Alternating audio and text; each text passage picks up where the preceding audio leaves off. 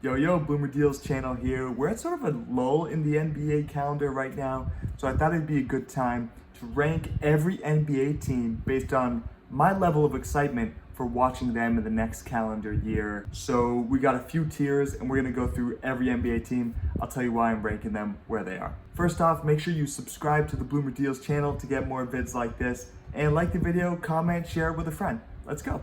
All right, first off, let me describe the rankings here. Tier number one, won't miss a game. These are teams that I'm excited to watch every single game if I can. Obviously couldn't do this, but I'm gonna try to watch as many as possible. Second tier, sneaky league pass darlings. These are teams that, they might not be the casual NBA fans team of choice to watch, but for some reason, maybe a young player that I'm really excited about, for some reason, I really wanna watch them. And they're usually a younger team, maybe a team that's ascending but hasn't really gained the level of popularity that a big market team has. So watch out for that tier. Tier number three, Fridays and Saturdays only. They're teams that I like, teams that I enjoy watching, but hey, only got so many days in the week. These are teams I'm gonna try to catch on Friday, Saturday nights. Tier number four, meh. Not really excited about these teams much, but I'll put them on. If they're on TV, I'll put them on if they're on ESPN, TNT, something like that. Maybe to watch Shaq and Charles if they're on TNT during halftime, but hey, I'll put them on. And last year, don't give a fuck. I don't really care about these teams. Maybe I'll put on some highlights to, check out a player or two because I like to do that with each team, but yeah, fuck it, man. I'm not gonna watch much of this team and I'm not gonna lie to you about it. Let's dive in. So team number one here popping up for me, the Philadelphia 76ers. Joel Embiid, the MVP of last season. James Harden, as I'm recording this, still on the team. But you know what? This team's pretty boring to me. We've watched them year after year, maybe slightly different iterations, whether it was Jimmy Butler, Tobias Harris, now James Harden. But Joel Embiid's not that much fun to watch. He's not dominating in the post. He's pulling up from mid-range, sometimes three-pointer. Tyrese Maxey is a young player I'm excited about, but James Harden is one of the most boring players to watch in the league, trying to draw fouls 10, 12 a game. Philly, meh, not really excited about y'all. All right, next up, we got the Portland Trail Blazers. Dame is currently on the team right now as I'm recording this, but even if he's not on the team, Scoot Henderson, Anthony Simons, Shaedon Sharpe, those three young backcourt players are gonna be super exciting to watch. I'm putting them as a sneaky league pass darling. Next up, the Milwaukee Bucks. Fun team, Chris Middleton, Drew Holiday, Brook Lopez, Giannis, but I've seen them over and over. This is like the third year of this iteration. Let's put them at Friday and Saturday nights only. They're such a good team. They're gonna be playing good games, so I'll watch them on the prime nights. Chicago Bulls, Zach LaVine, DeMar DeRozan, Vucevic. To be honest, I don't give a fuck. All right, that was easy. Let's go to the Cleveland Cavaliers. People think of the Cavs and they think of Donovan Mitchell these days, but I'm really interested to see Evan Mobley and how he ascends in his third year in the NBA. He was voted top 3 for Defensive Player of the Year last year, but fell off in the playoffs in their first round series against the Knicks. Him and Jared Allen were playing together, two big men. Can the Cavs continue to do that this year? Will they have to transition to be playing a more versatile shooting lineup? I'm really excited to see how this team ascends. They're still really young, have a lot of potential. So, all that being said, sneaky league pass darling. Boston Celtics, I'm not going to harp on this. Kristaps Porzingis, new player on the team. This is my favorite team in the NBA. I'm going to try to not miss a game. Next up, the LA Clippers. We still got Russell Westbrook, still got Paul George, still got Kawhi Leonard. But how many games are Kawhi and PG going to play? Am I really going to tune in and have Kawhi play 5 minutes then go out for an injury? Hell no. If James Harden goes there, that might change the equation a little bit just because the dynamic of having all those forward players. But for now, let's put him in meh. The Memphis Grizzlies is a really interesting one. Marcus Smart now on the team, traded from Boston. They have Ja, who's going to be suspended for the first 25 games of the season. Derrick Rose is on the team now. So will Jaren Jackson Jr., Desmond Bane, who just got $207 million contract extension, can they carry the team in Ja's absence? I think they'll be okay. Trey Jones is gone, that point guard that always manned the ship when Ja used to be hurt. But Marcus Smart coming in is going to be really interesting to watch. Will he bring that energy and that emotional stability to the franchise like he did in Boston? I think so. But even with those players, I mean, I don't like the energy they gave off last year, the cockiness, and so I'm just going to put them at meh as well. Don't really care that much. Atlanta Hawks, they just signed DeJounte Murray to a really team-friendly extension. So we got Trae Young, we got DeJounte Murray, and a bunch of role players. They actually have a pretty deep roster of role players, but no one else that stands out. To be honest, Trae Young's one of my least favorite players in the NBA. He's just super boring to watch, man. I mean, he'll pull up from 35 every now and then, but other than that, he's complaining. He does have ice in his veins at the end of games, but other than that, not super interesting. To be honest, don't give a fuck. I'm going on and on about a team I don't really care about. All right, I'm going to skip around here a little bit and throw an exciting bone to you guys. A team I won't miss a game for, or I'll try not to miss a game for, a young ascending team who might have the Rookie of the Year this year, the OKC Thunder. Let's put you at won't miss a game. Chet Holmgren coming off a rookie season where he didn't play, so this is technically going to be his rookie season. Shea, who was top 5 in MVP voting, first team All-NBA.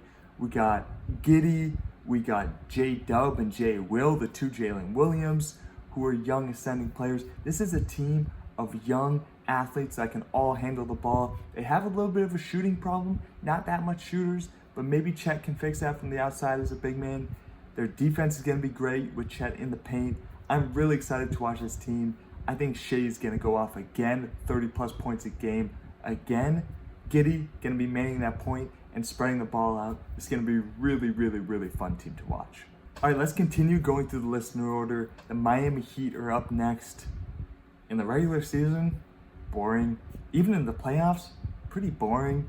I mean, Jimmy Butler doesn't try during the regular season. But hey, if they get Dame Lillard, they might be an interesting team. But until then, really meh. Don't really care much about them. Charlotte Hornets might have made the mistake of the decade, taking Brandon Miller over Scoot Henderson. I don't think that move is going to pay off. We'll see. It might backstab them. And I'm interested to watch Brandon Miller. Might be interested to watch LaMelo Ball a little bit. But hey, he's always injured as well. I think I'm going to give them a don't give a fuck with a slight reservation of I think I'll try to watch some highlights of Brandon Miller. Alright, so we got the Sacramento Kings who made it to the playoffs for the first time in 16 or 17 years last year. They got one of the most fun players to watch in the NBA in De'Aaron Fox, but then they also have Sabonis, they have Keegan Murray, an ascending young player. They got Harrison Barnes. They got a lot of pieces, and they're a fun team to watch. Alright, the New York Knicks, the new Villanova team, they got Jalen Brunson, they got Josh Hart, now Dante DiVincenzo, all those Villanova boys on the same team. Julius Randle. It's always interesting to watch the Knicks during the regular season because their fans are crazy and they're always complaining about some player not doing well enough. So I'll have a tab on them, but let's say Fridays and Saturdays only. Jalen Brunson is such a fun player to watch. He's so twitchy with the basketball, but he's slow and controlled at the same time. I feel like he learned that from Luka while he was his teammate. Too bad the Mavs don't have him anymore. All right, let's keep it rolling with the Los Angeles Lakers. I mean, LeBron in his 21st season, Austin Reeves ascending, Anthony Davis probably injured on and off through the whole season. They're such a marquee franchise. A team with AD and LeBron will always be fun when they're on the court. So I'm going to put them at Friday and Saturdays only. Watch them in the big primetime games, just like I did with the Bucks. Orlando Magic. Paolo Banchero, Franz Wagner, all those young guards, Jalen Suggs, Cole Anthony, Markelle Fultz. Orlando Magic are a sneaky league pass darling. I'm not going to be able to keep my eyes off those games. Paolo Banchero, I think, is going to have an incredible sophomore season. People forget, he had that one really bad shooting month, I think it was February or March, but he had an injured thumb. So I think he's going to be a better shooter this year. Franz Wagner is going to be pretty much manning the front court in terms of ball handling as a big man, but Banchero can do that well. I'm really excited to see how this team takes off this next year. They have a lot of young, really good talent. Them, the Thunder, two teams that are young, ascending, and I think can actually make some sneaky noise next season.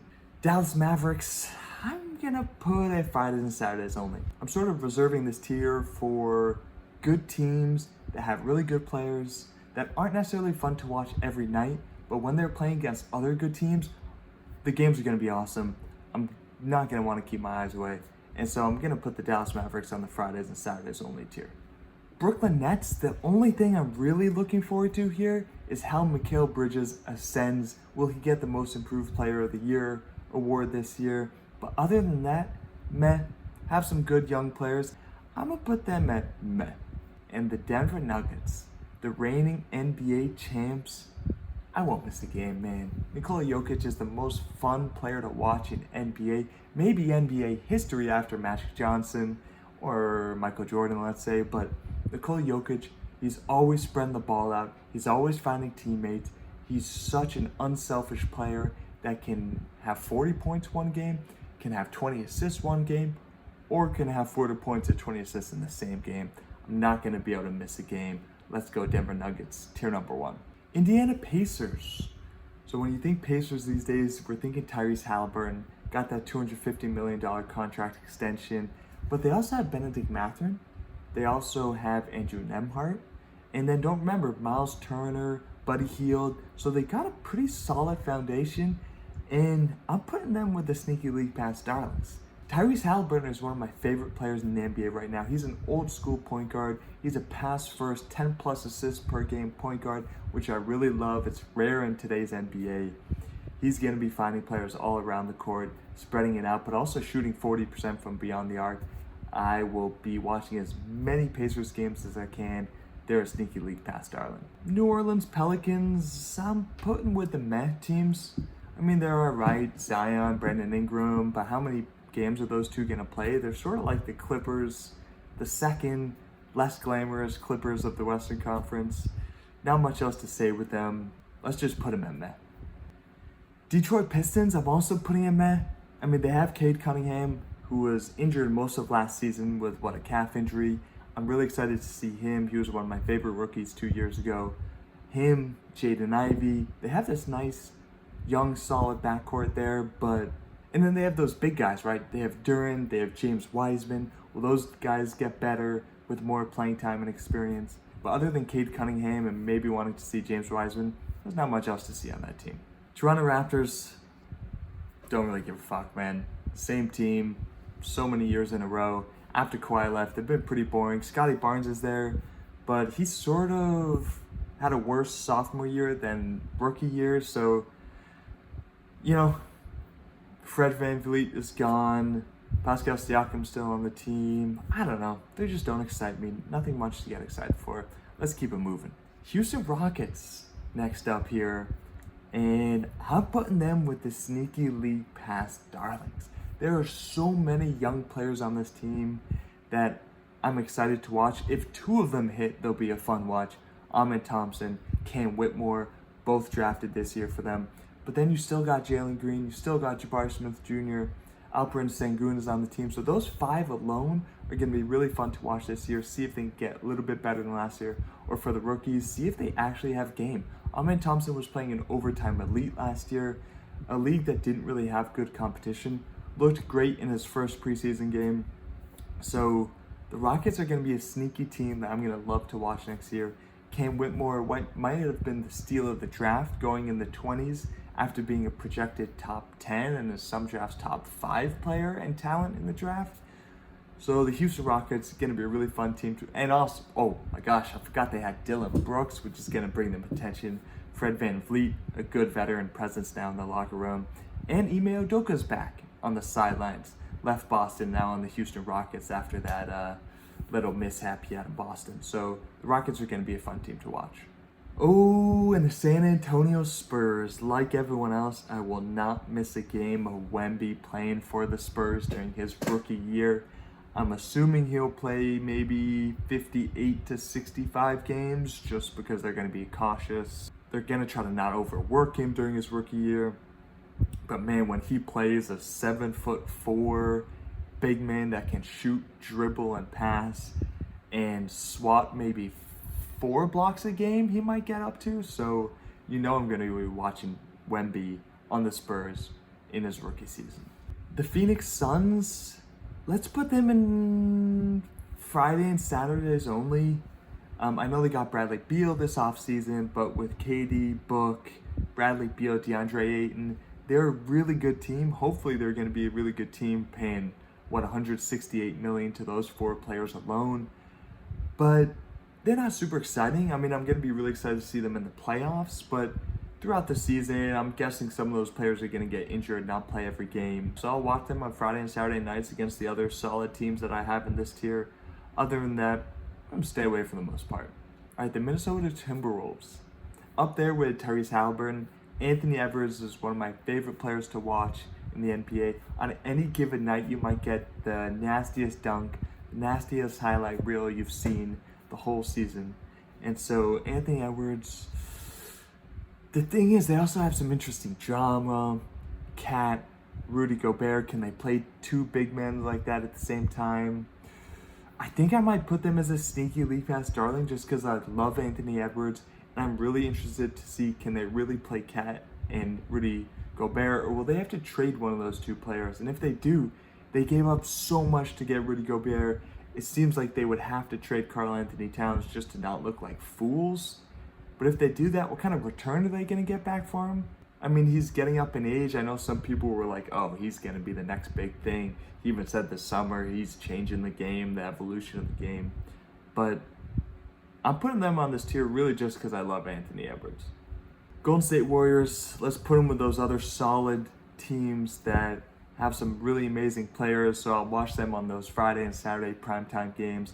Other than that, I think I've seen most of it. Chris Paul, it'll be a really interesting addition to this team, interesting dynamic in terms of player interactions with Draymond. So I'll catch them a lot to begin the season to check out how they are, but after that, I'll watch them on the primetime games. Washington Wizards, don't really give a fuck. Again, I watched them to start the season. Jordan Poole, see how he plays by himself on a team. But the Wizards are a boring team, man. They got Kyle Kuzma. That's pretty much it that I'm excited about. So let's just keep it moving. All right, last up, the Utah Jazz. Lauri Markkanen had a breakout season last year. Walker Kessler is going to be maybe top 5 defensive player of the year voting this year. I'm going to put them at meh. All right, so let's recap this list. We got won't miss a game, Celtics, Thunder, Nuggets, and Spurs. Again, Celtics makes sense, my favorite team. Nuggets makes sense. Nikola Jokic is the best player in the NBA and the most fun player to watch in the NBA. Spurs makes sense because of Wemby and maybe the most hyped rookie season since LeBron. And the Thunder, that's my wild card team. I'm going to love to watch Giddey, Chet, SGA, both the Jalen Williams. I'm excited for that team. Sneaky league pass darling, Scoot Henderson. How Evan Mobley ascends next year. De'Aaron Fox just because he's so fast. Magic with Franz and Paulo. Tyrese Halliburton on the Pacers. Amen Thompson, Cam Whitmore on the Rockets. And Anthony Edwards is just such a good player. I'm going to try to watch as many games as possible. Friday and Saturdays only. These are solid teams. Bucks, Knicks, Lakers, Mavs, Suns, Golden State Warriors. I can't watch all their games. I know most of the teams and how they're going to play. Some small additions like Chris Paul, Bradley Beal, things like that. But these are teams I'm going to love watching in those primetime Friday and Saturday night games. So I'll tune in for those. Meh. Joel Embiid, James Harden, sort of sick of them. Paul George, Kawhi, are they even going to play? Without John Morant, Memphis is all right. Heat are boring in the playoffs and the regular season. Nets, just Mikal Bridges, that's it. Pelicans, Zion, is he really going to play? Probably not. If he doesn't play, they're not exciting.